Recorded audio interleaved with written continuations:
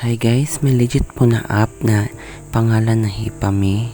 Dito po magki-claim lang po tayo at mag-harvest. Pwede po din yung steal pero hindi na pwedeng steal, charot.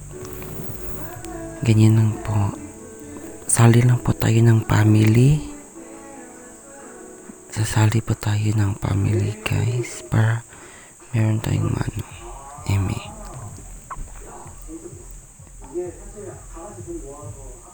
Paano ko ba nasabing legit to? Naka-withdraw na kasi ako ng 17 pesos dito na app. Kaya legit na legit talaga to para sa akin. As in legit.